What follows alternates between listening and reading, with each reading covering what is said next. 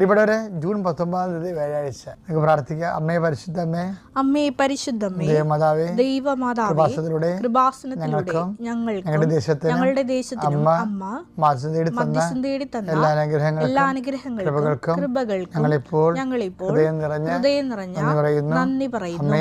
അമ്മേ പരിശുദ്ധമ്മേ, ദൈവമാതാവേ, 2004 ഡിസംബർ 7-ാം തീയതി ഉച്ചകഴിഞ്ഞ് 2:30 കൃപാസനത്തിൽ സംഭവിച്ച അമ്മയുടെ പ്രത്യക്ഷപ്പെടലിനെ കുറിച്ച് തിരുസഭയ്ക്ക് സമർപ്പിച്ചിരിക്കുന്ന പഠനരേഖകളുടെ മേൽ സഭാത്മകമായ പഠനം ആരംഭിക്കുവാൻ ഞങ്ങൾ പ്രാർത്ഥിക്കുന്നു. അമ്മേ പരിശുദ്ധമ്മേ, ഭൂസ്വർലോകങ്ങളുടെ രാജ്ഞിയായ അങ്ങേയ്ക്ക് ഭൗമ സംരക്ഷണത്തിനായി പ്രപഞ്ചപ്രകൃതിയെ തന്നെ തിരുസഭ പ്രതിഷ്ഠിക്കുവാൻ ഈ പ്രത്യക്ഷീകരണം വഴി ഇടയാക്കണമേ.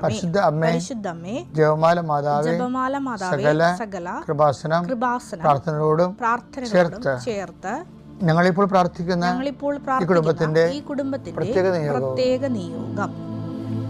നിയോഗം പറ മക്കളെ.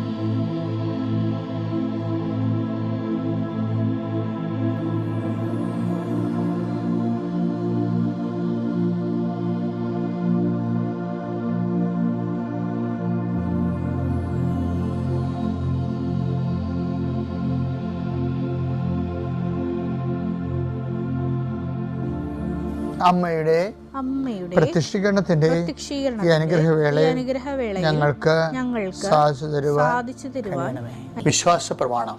സർവശക്തനായ പിതാവും ആകാശത്തിന്റെയും ഭൂമിയുടെയും സൃഷ്ടാവുമായ ദൈവത്തിൽ ഞാൻ വിശ്വസിക്കുന്നു. അവിടുത്തെ ഏകപുത്രനും ഞങ്ങളുടെ കർത്താവുമായ ഈശോ മിശിഹായിലും ഞാൻ വിശ്വസിക്കുന്നു.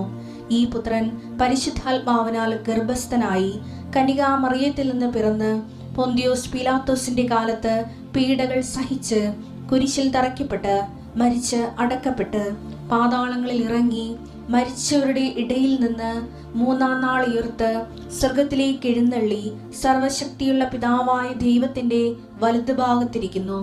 അവിടെ നിന്ന് ജീവിക്കുന്നവരെയും മരിച്ചവരെയും വിധിക്കുവാൻ വരുമെന്നും ഞാൻ വിശ്വസിക്കുന്നു. പരിശുദ്ധ